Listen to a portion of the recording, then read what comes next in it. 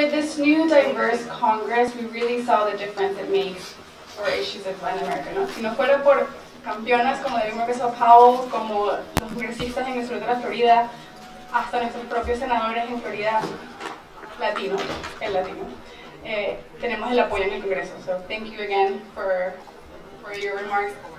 Apologies for that break, but I thought that was a really good segue into from what you were explaining from the regional context to what happens in the U.S. now. So Hector, I'm going to bring you in here to talk about, this is where the information, you write it down and you share it with all of your groups in your respective cities. So Hector, with all the data that Andrew shared and the over 300,000 Venezuelans applying for asylum here in the U.S., as a lawyer who handles all these immigration cases, y casos de venezolanos específicamente, what are our options here?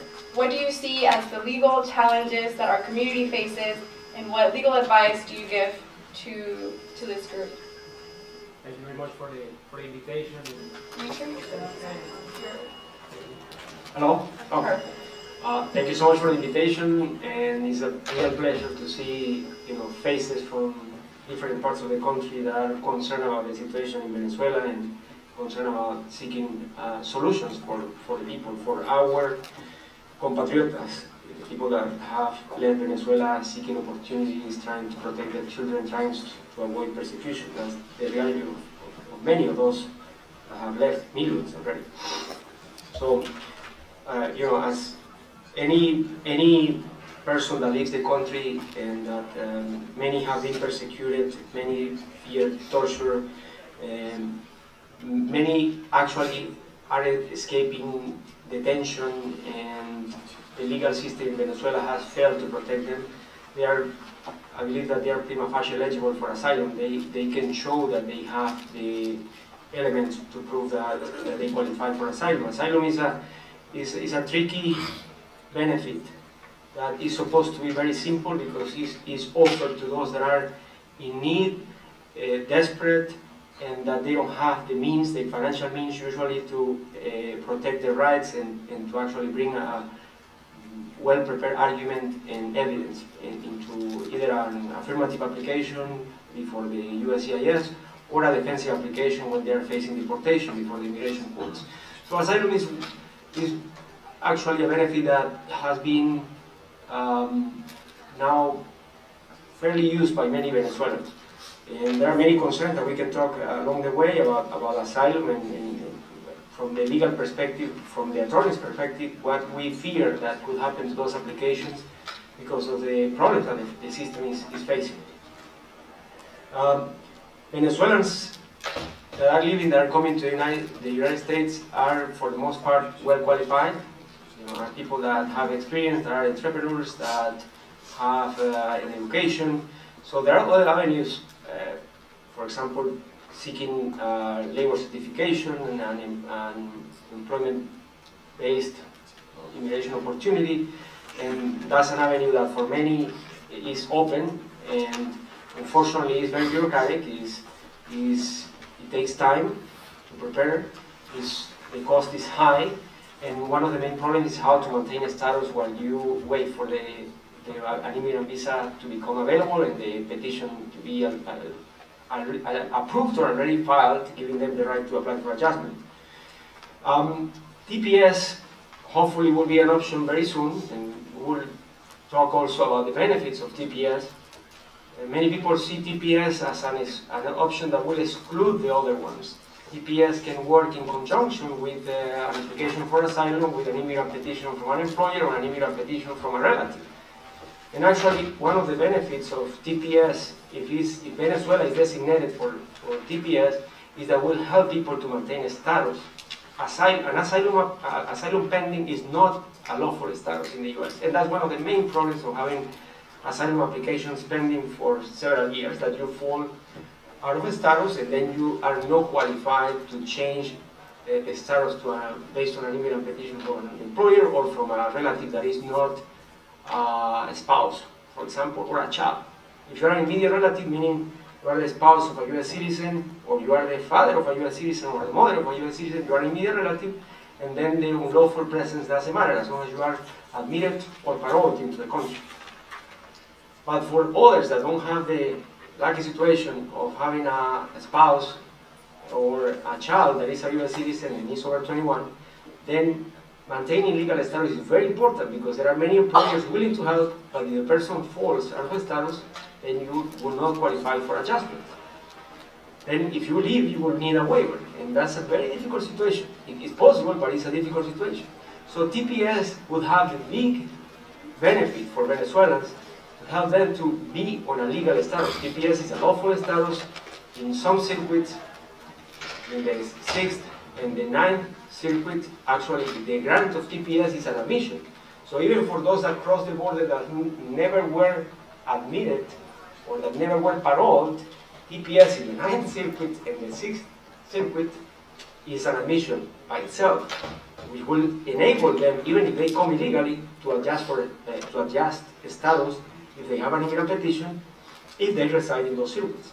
But there are always the opportunity to, if you have TPS, to apply for a parole if you have a petition approved and is viable and there is a likelihood of being granted at the end.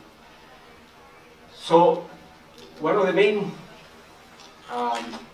points that I want to make is TPS will not prevent people from applying for asylum.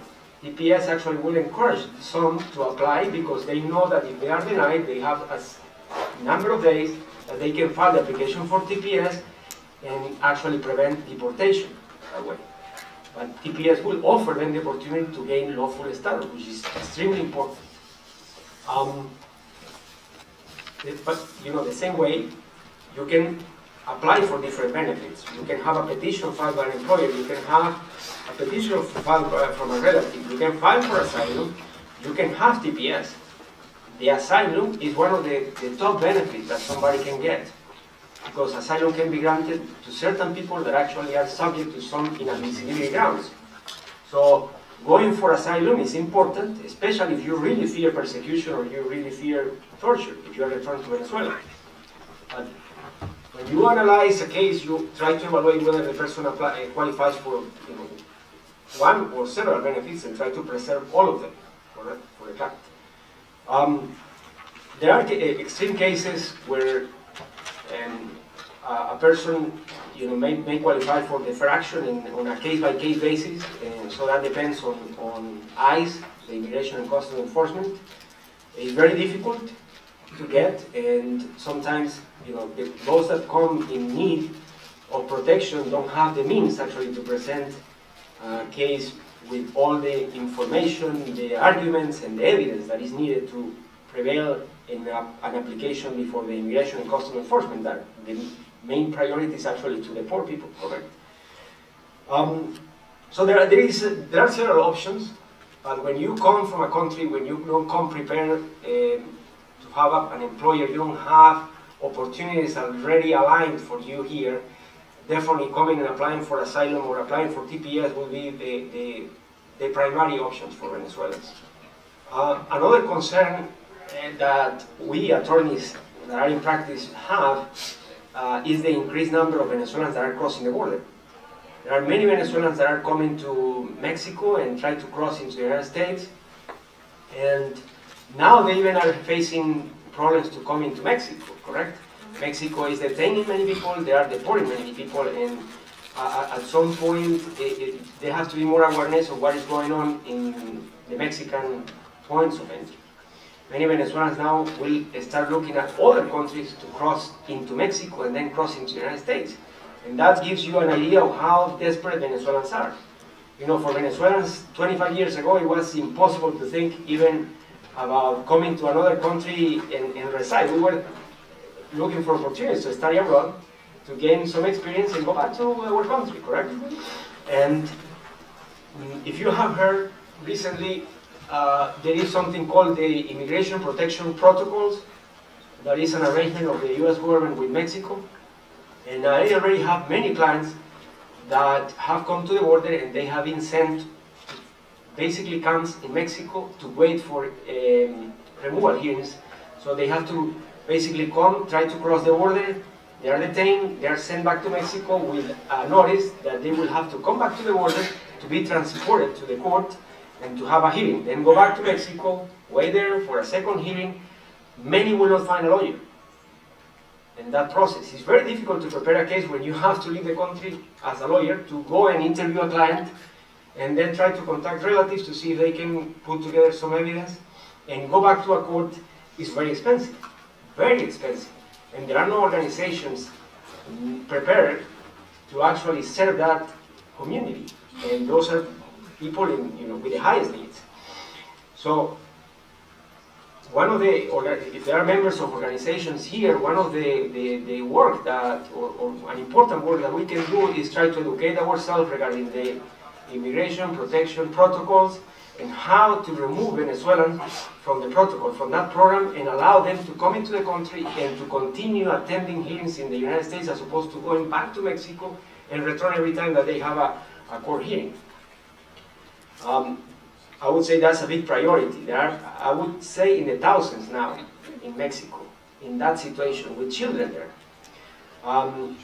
Very difficult to win a case, even if you are coming from Venezuela, even if the political, the unrest, the generalized persecution is there, but you have to prove that you meet the definition of refugee when you go before an immigration court. You have to prove that you have expressed political opinions, that that political opinion has been the cause of persecution or the future fear of persecution, and that's not easy. In principle, it should be easy for a refugee, but it's not.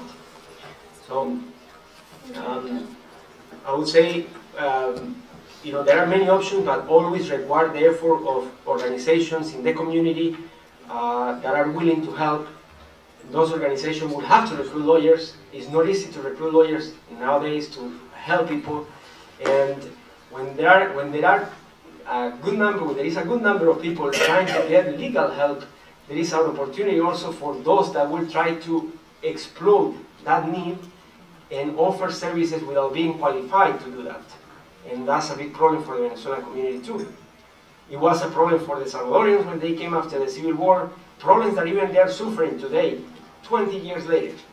So Venezuelans that have applied for asylum, actually, and we get the opportunity to see those applications when they are referred to court, or that they come for an evaluation to get a second opinion because they have been waiting already for years. We see that the applications were just forms that were completed with information that in the face of the form you see that there is no qualification for the benefit, that they probably didn't have the opportunity to talk about what are the requirements, and even if they qualified, the information that was written in the form doesn't help. And when you have a benefit that they are waiting applications since probably 6 years ago that have not been called for an initial interview, then people start to think that it's just easy. As you submit the form and you forget about it. The application by itself operates as some form of deferred action, correct? But it can operate in a very negative way.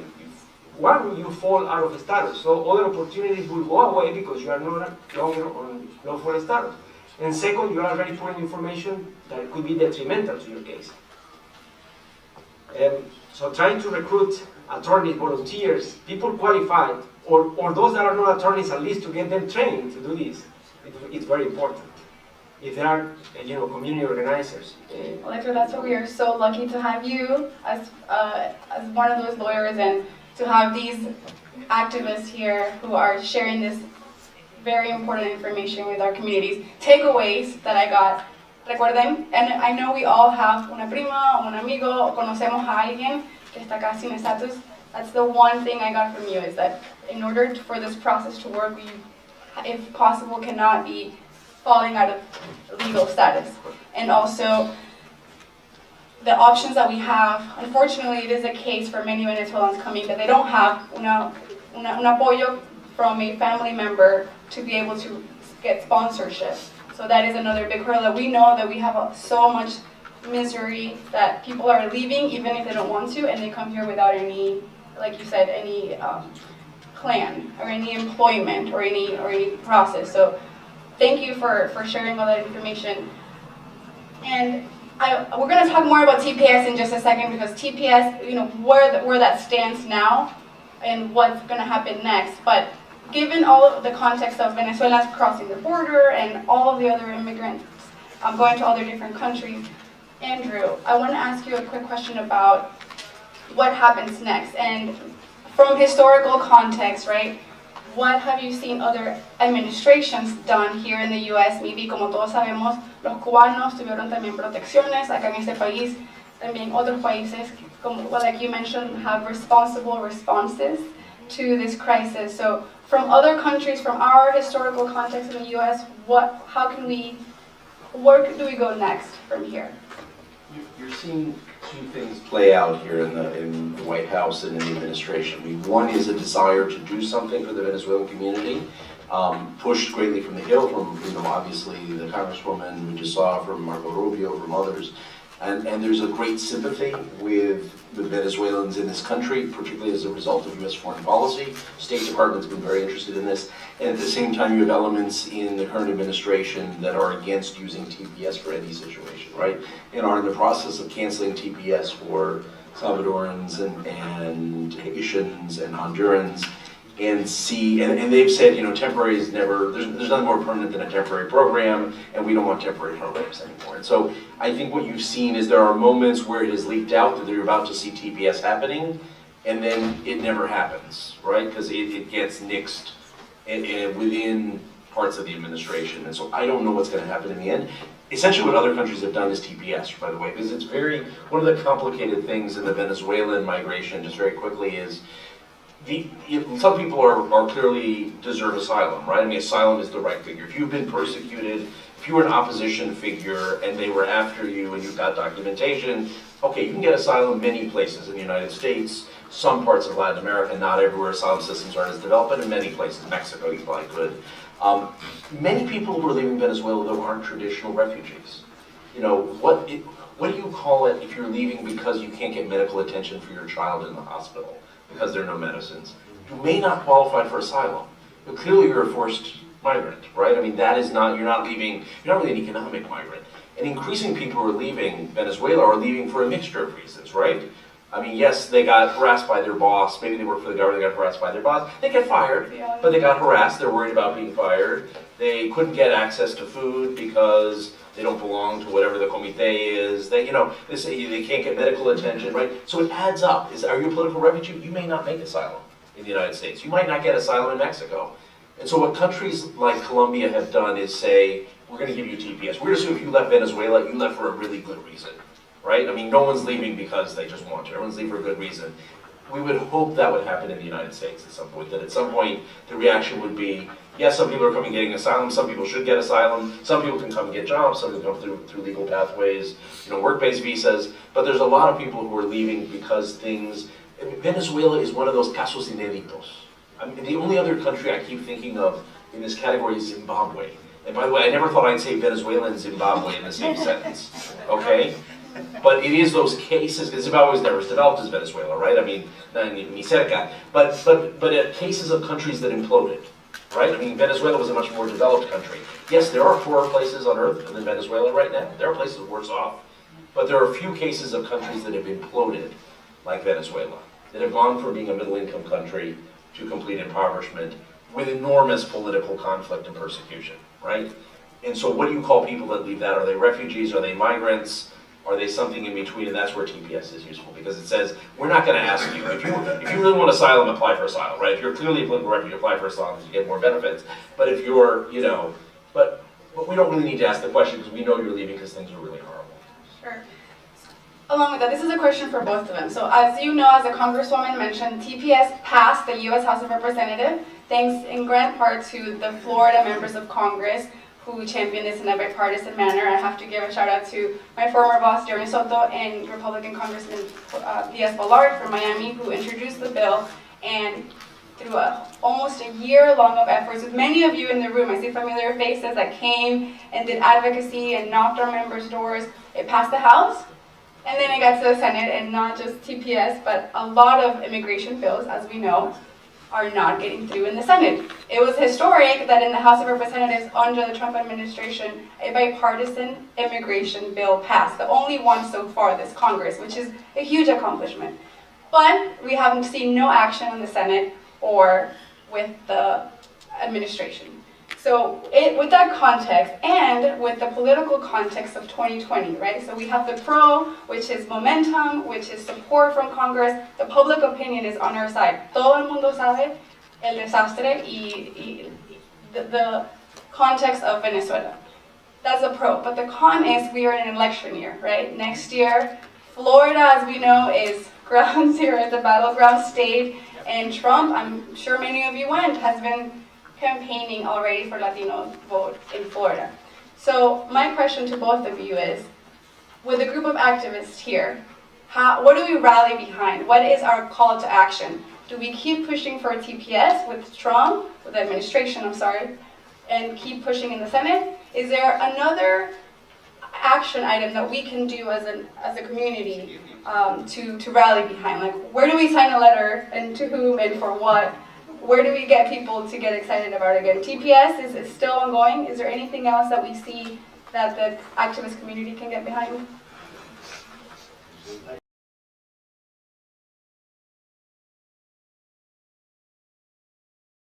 TPS is very tangible now. There is a bill that has been approved by the House of Representatives. It's already, in the Senate. So it is very close, and it's very important.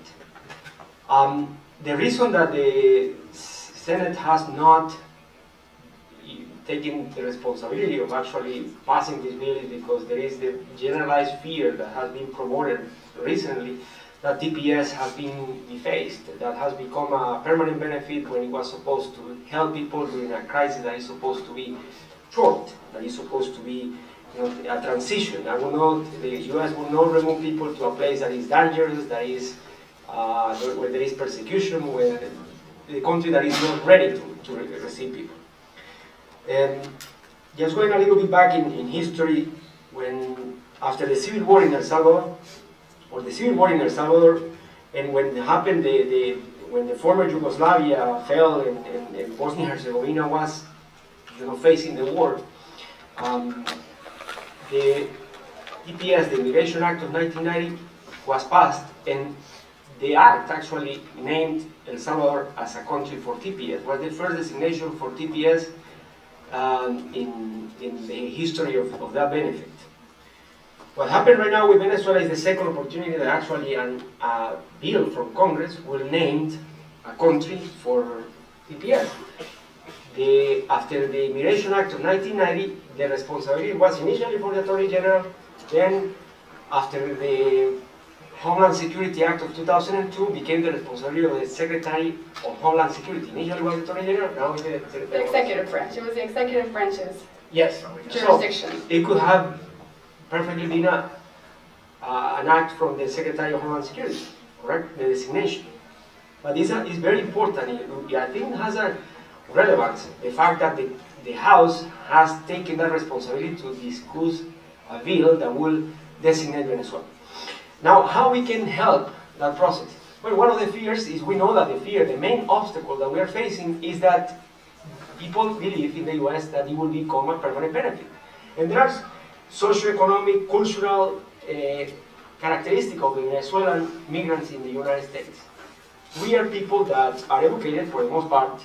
We are people that want to go back to the country. Most of Venezuelans, if the country changes, they want to go back.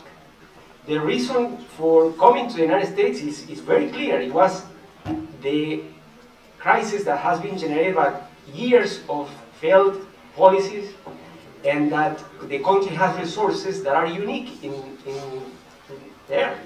We have all the tools actually to recover Venezuela in a fairly quick period. So we have to convince congressmen and senators that Venezuelans will take that opportunity, in a short period of time, let's say 2 years, 3 years. Those are valuable. Those are probably sufficient. We don't intend to be on temporary protected status, unable to go anywhere for 20 years. The situation can be defended in so many ways.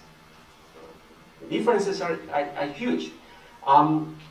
We know that the fact that Nicaragua, Honduras, and El Salvador have enjoyed TPS for almost 20 years is operating against Venezuelans now that we are trying to get the TPS designation. So we have to understand that fear and actually offer some differences with respect to those situations, because we don't want a permanent TPS. We will be able, Venezuelans, to find other solutions along the way. That would be my point. I believe that yes, we have to go ahead and defend the designation, because it will open the ways, open other doors for Venezuelans. The most important thing is to maintain lawful status, which will, there are many employers willing to help Venezuelans, and they cannot do that if the Venezuelans don't have lawful status. If they don't have the opportunity to adjust, to change the status to a permanent immigrant category. You cannot become a resident if you fell out of status. And TPS will resolve that. Thank you, Hector. Andrew, any thoughts? We need to end really soon, but Okay. Thank you. I would agree, by the way. I mean, if you want, if I were looking at a menu of options of things I would push, I would go for TPS in the United States. I mean, I think there's enough, for the reason that you just pointed out, there's enough political possibilities. These are ultimately political decisions. I mean, you have some people in the administration who say no TPS ever for anyone. You have some people in the administration who say this is a special case, it is tied to foreign policy.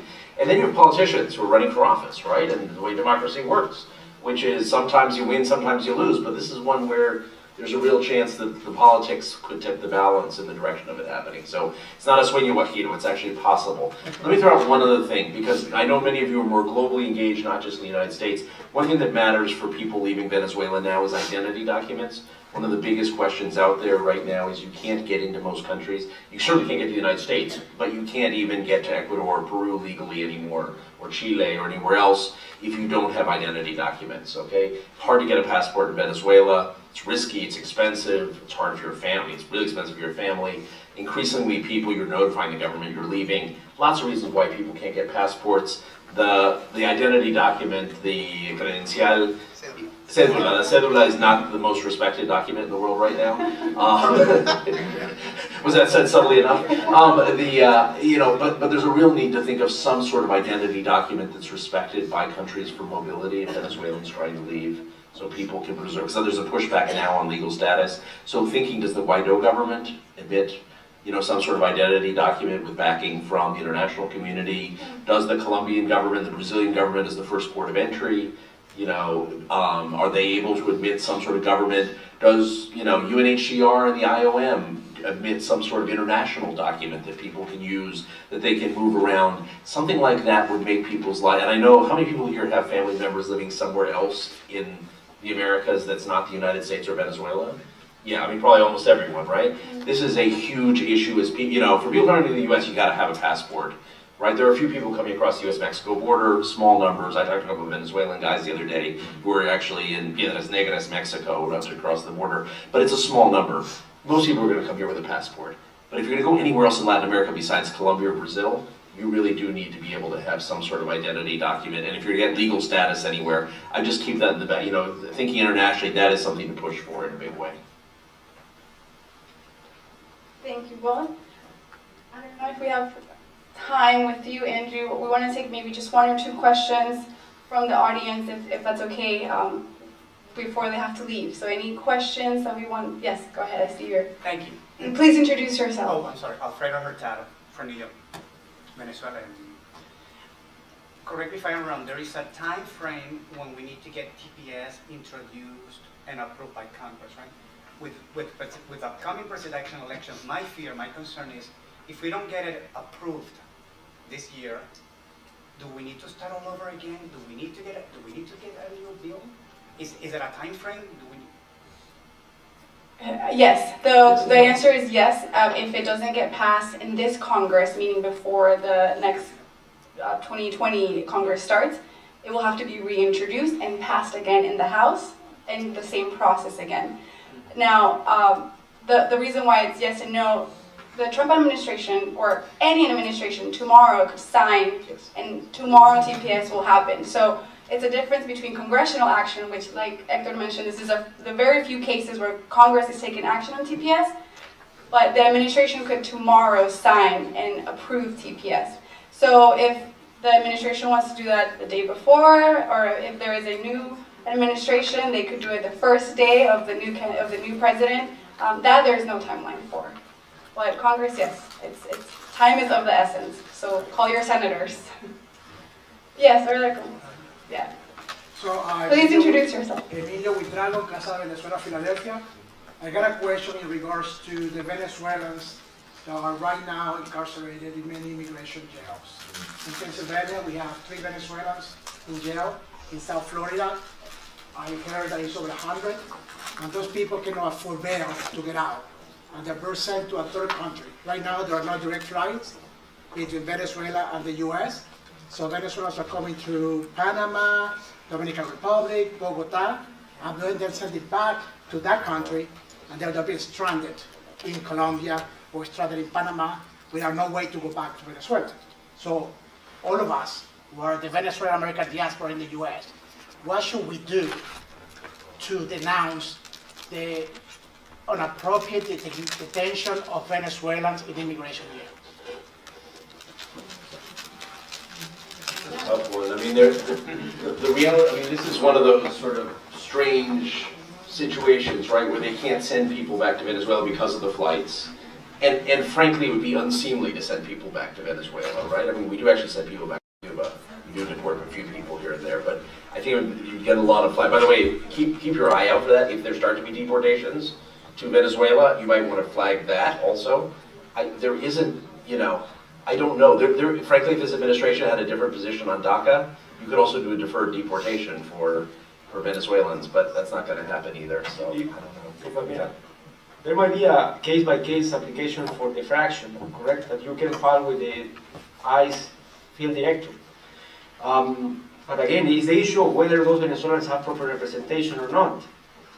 Somebody that cannot be deported because lack of travel document. The Venezuelan embassy, the consulate that is not offering right now because of obvious reasons the assistance that most Venezuelans need from the consulate to verify even nationality. Somebody cannot be deported just because they appear in any port of entry and say that I am Venezuelan. It has to be a verification process and a temporary travel document issued by the consulate.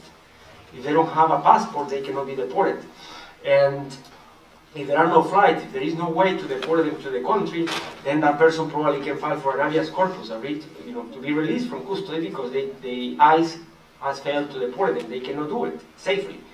So there are different avenues. Somebody that was deported that didn't have proper representation, maybe can file a motion to reopen with the immigration court.